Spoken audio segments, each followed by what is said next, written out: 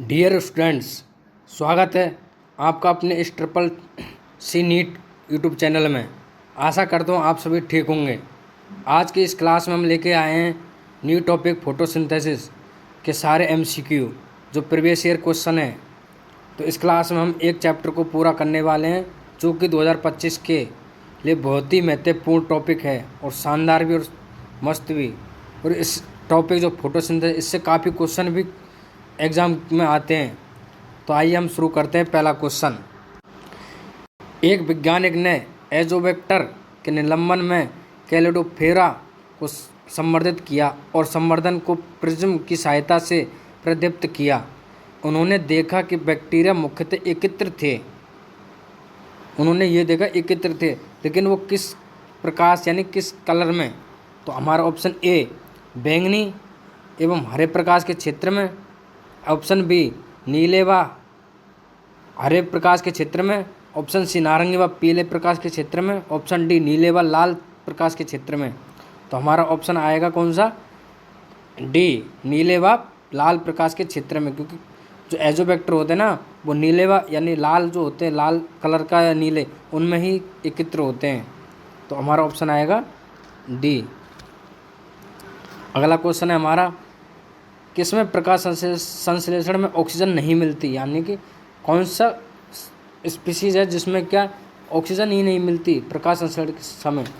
तो हमारा ऑप्शन ये साइकस, नोटस्टॉक, हरित सल्फर जीवाणु या कारा। तो इसमें कौन सा है?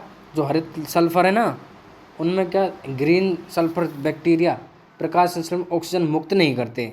यानी कि ये अपनी ये जो होते हैं इनमें ऑक्सीजन को रिलीज नहीं करते, यानी ये नहीं छोड़ते। तो एवाइबे जीवाणु होते हैं। इस प्रकार से क्या संश्लेषण को एवाइबे संश्लेषण भी कहते हैं। इनके जो संश्लेषण है उसको एवाइबे भी कहते हैं। तो इसलिए इनमें क्या है, हाइड्रोजन सल्फाइड और हाइड्रोजन को ग्रहण करते हैं ये, जबकि जीवाणु फियोकाइटिन जो होते हैं ना प्रकाश संश्लेषण को वर्णक, उनके रूप में पाया जाता है। इनके जैसे कि उदाहरण है कौन सा? कैलोरोबियम लिमिकोला, कैलोरोबियम लिमिकोला। तो हमारा ऑप्शन आएगा सी। अगला क्वेश्चन है हमारा, अनऑक्सी प्रकाश संश्लेषण किसका अभिलक्षण है? यानी अनऑक्सी जो होता है ना प्रकाश संश्लेषण जिसमें ऑक्सीजन नहीं होती, वो किसका अभिलक्षण है? कौन से वो होते हैं जिनका लक्षण है? रोडोस्पाइरिलियम, स्पाइरोगायरा, क्लाइडोमोनास या अल्वा। तो हम देखेंगे इसमें रोडोस्पाइरिलियम होता है ना, वो प्रकाश संश्लेषण में जीव और ऊर्जा का संश्लेषण करके उसको रासायनिक ऊर्जा में परिवर्तित करते हैं, यानी कि जो संचित करते हैं। रोडोस्पाइरिलियम का अभिलक्षण है ना, जो प्रकाश संश्लेषण के दौरान कार्बन यौगिक जो होते हैं उनको क्या इलेक्ट्रॉन प्रदान करता है। उनको क्या, जो कि कैसे होते हैं, ग्राम नेगेटिव गतिशील तथा कुंडलित होते हैं ये। यानी कि ये होते हैं कैसे, ग्राम नेगेटिव एंड गतिशील होते हैं, यानी मोटिल और कुंडलित, यानी इस प्रकार के। तो हमारा ऑप्शन आएगा ए। अगला क्वेश्चन है हमारा, उच्चतर पौधों के क्लोरोप्लास्टों में स्ट्रोमा में क्या होता है? यानी कि जो उच्चतर होते हैं ना हायर प्लांट, उनके जो क्लोरोप्लास्ट में एक संरचना मिलती है स्ट्रोमा, यानी उनमें क्या मिलता है? यानी कि स्ट्रोमा जो होता है ना, जैसे ये क्लोरोप्लास्ट है, उसमें क्या ये वो होता है द्रव्य एक पदार्थ सा, यानी जलीय पदार्थ सा, उसको कहते हैं हम स्ट्रोमा। तो हम उसमें क्या क्या मिलता है वो बताना है। Option A chlorophyll, option B प्रकाश अनिर्भर अभिक्रिया एंजाइम्स, सी प्रकाश निर्भर अभिक्रिया एंजाइम या राइबोसोम। तो उनमें क्या मिलेगा हमारे में? जो प्रकाश होते हैं ना वो अंधकार अभिक्रिया संपूर्ण करते हैं, अंधकार जो होती है उनमें एंजाइम। तो उनमें क्या प्रकाश रासायनिक अभिक्रिया से धीरे धीरे होती है हरितलव के यानी क्लोरोप्लास्ट के जो स्ट्रोमा भाग में होती है, जो प्रकाश में स्वतंत्र होती है। ये क्या अभी जैसे पेड़ों का मेन फंक्शन है कि क्लोरोप्लास्ट मिलेगा उनमें, जो यानी कि जो प्रकाश में होंगे वो तो स्वतंत्र होंगे, स्वतंत्र में, लेकिन अंधकार में तो पूर्ण नहीं होगी ना। तो प्रकाश की उपस्थिति में या प्रकाश की अनुपस्थिति में स्वांगीकरण शक्ति यानी कि जो स्वांगीकरण शक्ति है ना वो होगी, उपलब्ध होगी। तो हमारा ऑप्शन क्या आएगा इसमें? बी, यानी प्रकाश अनिर्भरीय, यानी निर्भर नहीं है ना रात नाइट के टाइम में, अंधकार में, इसलिए ऑप्शन डी। अगला क्वेश्चन है हमारा, इमर्शन दीर्घीकरण प्रभाव और लाल बूंद किस खोज में प्रमुख यंत्र हैं? यानी कि रेड ड्रॉप है ना वो। तो ऑप्शन ए प्रकाश फॉस्फोरिलेशन और चक्रीय इलेक्ट्रॉन अभिगमन, option B oxidative phosphorylation, option C प्रकाश फॉस्फोरिलेशन और अचक्रीय इलेक्ट्रॉन अभिगम, यानी कि जो है पहले जो है वही, और ऑप्शन डी दो प्रकाश यंत्रों का एक साथ कार्य करना। तो इसमें इमर्शन जो होता है ना उनके साथ ही हैं। इमर्शन एक वैज्ञानिक नाम है, वैज्ञानिकों और उनके साथी ने ये क्या 1957 में दिया था, जो छोटी तरंग दैर्ध्य वाले प्रकाश को जब लंबी तरंग दैर्ध्य वाले आते हैं इसलिए। तो देखा होगा रेड का लाल का, मतलब रेड नीला ब्लू ये होते हैं इनमें, इसके लिए उनमें क्या रेड के लिए कितना दिया 700 और उनके लिए 680, इस प्रकार से इनमें ही फोटो सिस्टम भी पाए जाते हैं। तो हमारा ऑप्शन आएगा 2, यानी कि फोटो सिस्टम जो होते हैं वो 2 ही तो होते हैं, PS फर्स्ट और PS सेकंड। तो हमारा आएगा 2 प्रकाश यंत्रों का ये कार्य करना फोटो सिस्टम होते हैं। अगला क्वेश्चन है हमारा, वर्णक की लवक यानी क्रोमेटोफोर किस क्रिया में भाग लेते हैं? यानी जो क्रोमेटोफोर रहते हैं ना वो किस क्रिया में भाग लेते हैं? पहला ये वृद्धि, दूसरा है गति, तीसरा है श्वसन, या चौथा डी प्रकाश संश्लेषण। वो आएंगे क्रोमेटोफोर होते हैं वो आते हैं प्रकाश संश्लेषण के काम, यानी फोटोसिंथेसिस के भाग क्रिया में करते हैं, इसलिए। तो हमारा ऑप्शन आएगा डी। अगला क्वेश्चन है हमारा, क्लोरोफिल में पायरोफिन वलय के केंद्र पर कौन सा तत्व स्थिर होता है? यानी कि जो मतलब हमारी एक क्लोरोफिल की एक संरचना होती है जिसमें क्या एक सेंटर में होता है, 4 इधर इधर इधर, ये पूरी संरचना बनती है इस प्रकार से सूत्रों की। तो उसमें जो पूछा है जो सेंटर का जो होता है वो कौन सा तत्व है? तो वो होएगा हमारा Mg, यानी मैग्नीशियम। मैग्नीशियम, ऑप्शन बी, इसलिए।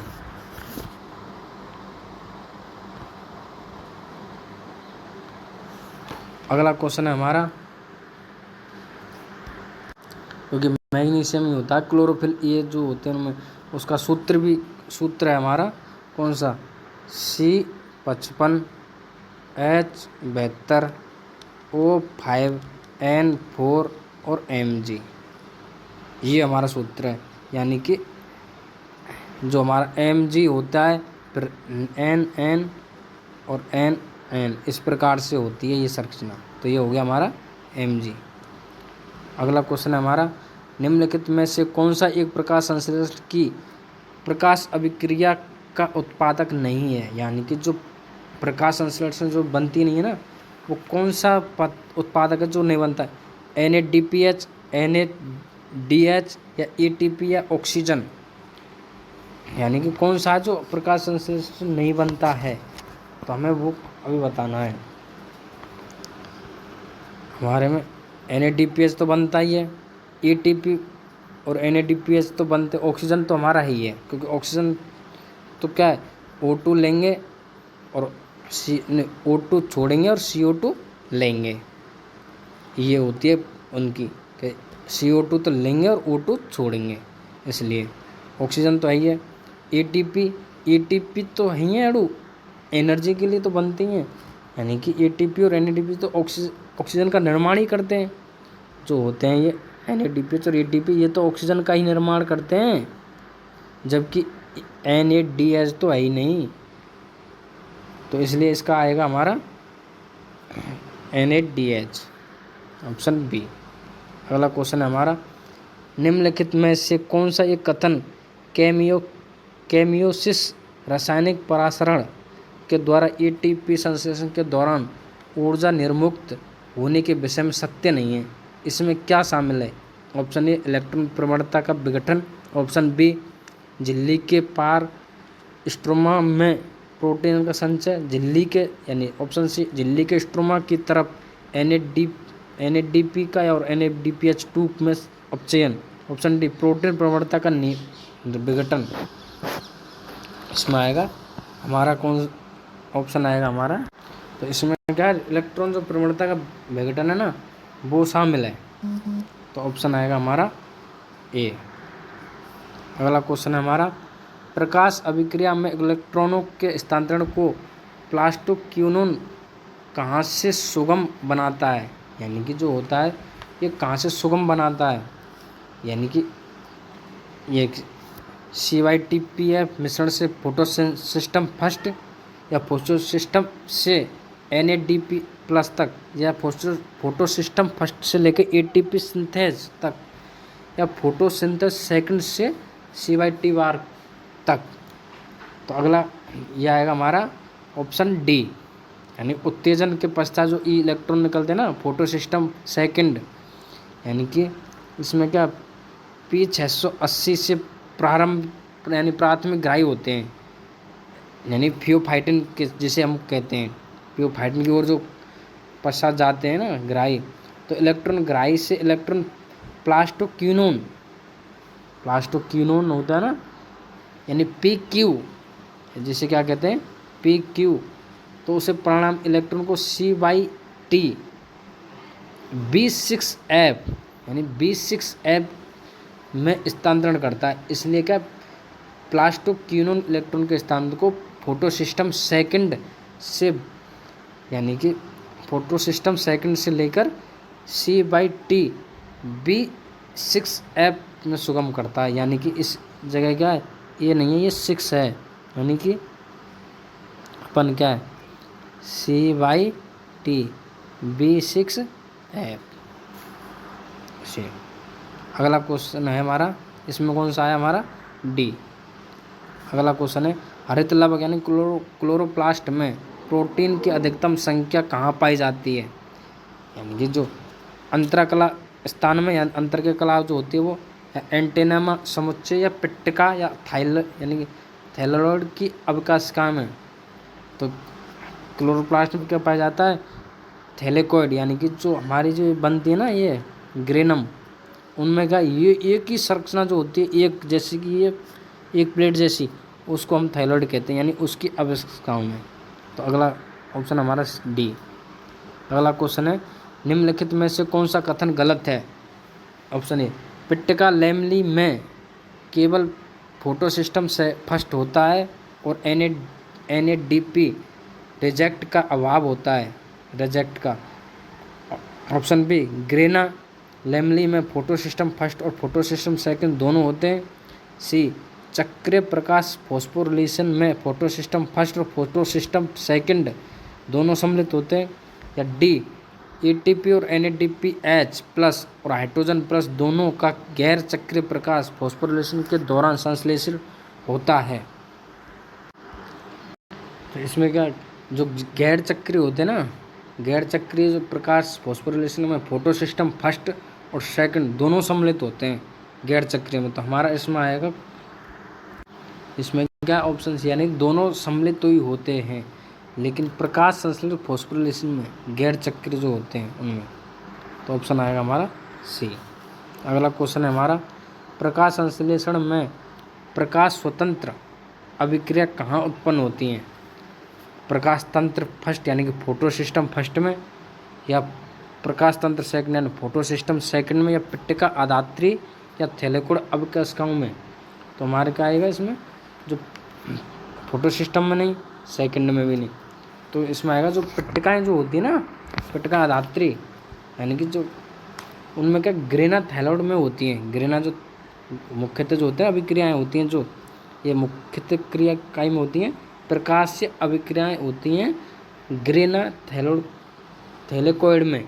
अप्रकाश से अभिक्रिया होती हैं CO2 में स्थिरीकरण द्वारा कार्बोहाइड्रेट का संश्लेषण होता है उसमें। तो आधात्री यानी जिसे हम क्या कहते हैं मैट्रिक्स प्रकाश की अभिक्रिया में निर्भर अभिक्रिया हरित लवक के स्ट्रोमा व मैट्रिक्स में होती है। यानी मैट्रिक्स अगर इस जगह स्ट्रोमा आ जाता यानी, या फिर मैट्रिक्स, ये मैट्रिक्स तो है ही है, स्ट्रोमा आ जाता तो भी वही है। तो हमारा इसमें आएगा ऑप्शन सी, यानी कि पट्टिका अधात्री में। अगला क्वेश्चन है हमारा, पीजीए का प्रथम CO2 स्थिरीकरण उत्पादक के रूप में किसके प्रकाश संश्लेषण में खोजा गया था? पहला ऑप्शन है अनावर्ती बीजी और आवर्ती बीजी, शैवाल, ब्रायोफाइटा। जो होते हैं ना पीजीए का प्रथम या CO2 स्थिरीकरण के होते हैं जो केल्विन चक्र के दौरान आते हैं, या बेसन, उनके साथियों केल्विन और बेसन होते हैं ना, उनके साथियों कार्बन डाइऑक्साइड में C14 रेडियो सक्रिय के साथ कोरेलावा एक और कौन सा सेनेडम्स शैवाल पर अपने प्रयोग किए थे। तो रेडियो सक्रिय जो C14 है ना, C14 उनमें अर्ध आयु यानी कि कितने वर्ष अर्ध आयु हमारी 5568 के लगभग वर्ष इतने। तो CO2 का स्थिरीकरण का मार्ग किसकी मदद से सुगमित होता है? यानी जो होते हैं उनमें अब क्या शैवालों की खोज की, कोरेला और सेनेडम्स की। तो इसमें आएगा शैवाल, ऑप्शन हमारा सी। अगला क्वेश्चन है हमारा, केल्विन चक्र के कितने पद ग्लूकोज का एक अणु बनाते हैं? यानी कि जो केल्विन चक्र जो होता है ना, उसके कितने हमारे अणु हैं जो उनको क्या बनाते हैं, कितने अणु बनाते हैं? 8, 2, 6, 4। यानी कि 8 तो इन्हें ग्लूकोज का जो एक अणु बनाते हैं ना, वो बनाते हैं केल्विन चक्र में ग्लूकोज का 6।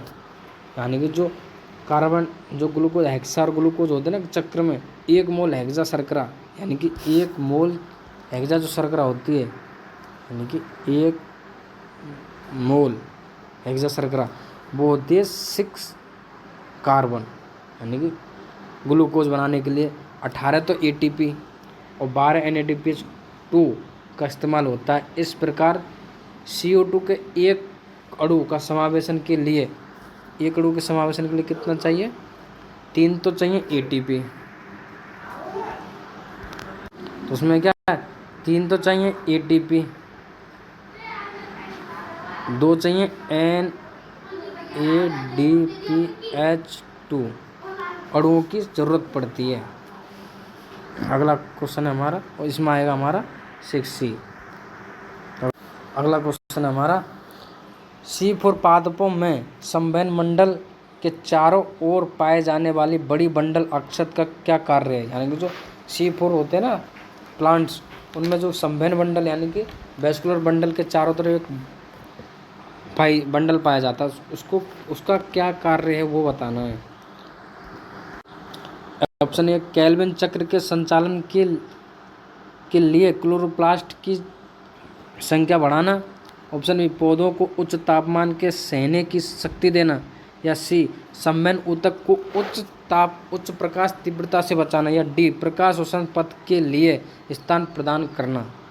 तो इसमें क्या आएगा हमारा, यानी कि केल्विन जो चक्र होता है ना संचालन के लिए, तो उससे क्लोरोप्लास्ट की संख्या को बढ़ाना होता है, यानी कि इसमें आएगा हमारा ऑप्शन ए। अगला क्वेश्चन है हमारा, सोरगम में यानी सोरगम में CO2 स्थिरीकरण में पहला स्थायी उत्पादक क्या है? ऑक्जी एसिटिलिक अम्ल, सक्सिनिक अम्ल, या फॉस्फोग्लिसरीन अम्ल, या पायरुविक अम्ल।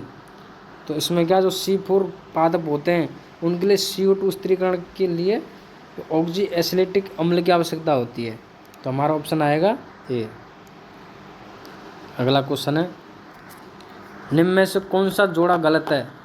C3 मक्का, C4 फ्रेंसारिकी, या ऑप्शन सी केल्विन चक्र PGA, या ऑप्शन डी हैच व स्केल चक्र ऑक्जिलो एसिटिक अम्ल। ऑप्शन सी C3 मक्का होती है ना, C3 पथ, इसमें क्या ऑप्शन मतलब C4 पथ वाले सर्वप्रथम यानी ग्रेमनी, यानी C4 वाले होते हैं हमारे, C4 वाले होते हैं घास कुल के, जैसे गन्ना, मक्का, सरगम आदि को देखा गया है। तो इसमें मक्का किस में आएगी? C4 में। जो ये होती है ना, ये आएगी मक्का C4 में। तो हमारा जोड़ा कौन सा, पहला यानी ए। अगला क्वेश्चन है C4 पादप में CO2 ग्राही एंजाइम है, यानी C4 पादप में जो प्रकाश संश्लेषण वायुमंडल यानी CO2 को कम सीमित होता है, क्योंकि इसमें CO2 का प्राथमिक स्थिरीकरण होता है ना, जिसे कहते हैं यानी कि फोस्फोलाइन पाइरूवेट होता है PEP, यानी कि PEP, जिसे कार्बोक्सिलेज एंजाइम द्वारा होता है। तो हमारा आंसर आएगा इसमें ऑप्शन बी। अगला क्वेश्चन है प्रकाश श्वसन में रूबिको यानी रूबिस्को होता है ना RUBI से एंजाइम की ऑक्सीजनीकरण क्रिया में किसका निर्माण होता है, 3 कार्बन यौगिक का एक अणु, 6 कार्बन यौगिक का एक अणु, या 4 कार्बन यौगिक का एक अणु और 2 कार्बन यौगिक का एक अणु, या C कार्बन यौगिक का 2 अणु। तो इसमें आएगा जो C3 पौधे होते हैं ना, उनमें प्रकाश श्वसन के लिए CO2 रूबिस्को से संबंधित होते हैं, यानी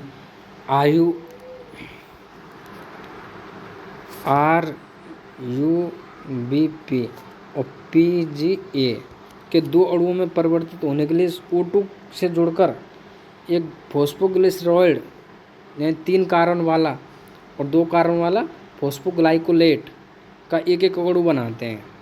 तो इसमें आएगा हमारा ऑप्शन ए, यानी कि 3 अणु यौगिक का, ऑप्शन ए।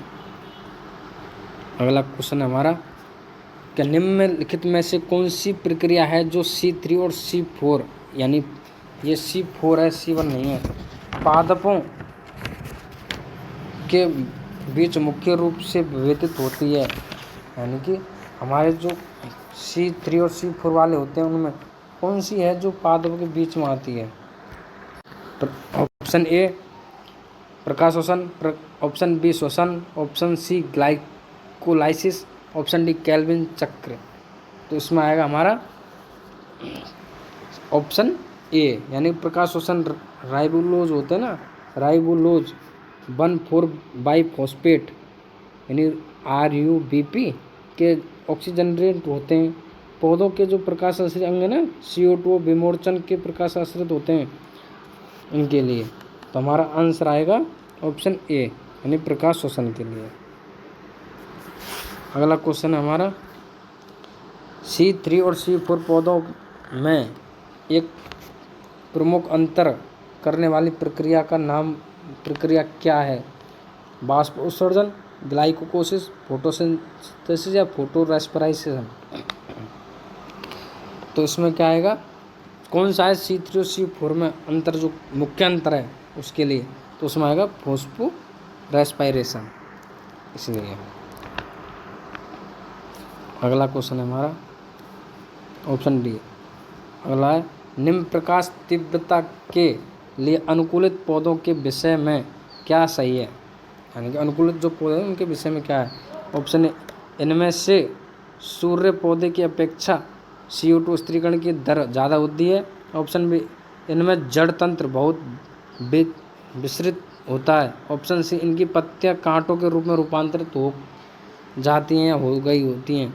ऑप्शन डी इनमें सूर्य पौधे की अपेक्षा अधिक बड़े आकार की प्रकाश संश्लेषण इकाई होती है। तो हमारा ऑप्शन आएगा इसमें, यानी कि जो पौधे की जो होती है ना अपेक्षा उनके बड़े आकार की प्रकाश इकाई होती हैं, यानी पादप जो कम प्रकाश अवस्था में उगते हैं उन्हें अधिक सूर्य का प्रकाश अवशोषित करने हेतु बड़े आकार का प्रकाश संश्लेषी इकाई होती है, यानी कि जो इसलिए इसमें क्या है ऑप्शन, यानी कि जो केंद्र अभिक्रिया होते हैं क्लोरोफिल अणु होते हैं। तो ऑप्शन इसमें कौन सा आएगा, डी। अगला क्वेश्चन है हमारा प्रकाश संश्लेषण की दर उच्च होती है, यानी कि बहुत तेज प्रकार में लगातार यानी बहुत तेज प्रकाश में प्रकाश है ये, लगातार प्रकाश में, लाल प्रकाश में, हरे प्रकाश में। तो जो पादपों में गिरने वाले पादप प्रकाश का बहुत छोटे हिस्से का उपयोग करते हैं। क्लोरोफिल ए और क्लोरोफिल बी प्रकाश के नीले और लाल क्षेत्र में अत्यधिक प्रकाश के अवशोषित करते हैं, यानी कैरोनोइड सूर्य होते हैं ना प्रकाश वर्णक, उनके नीले क्षेत्र में सर्वाधिक प्रकाश को अवशोषित करते हैं।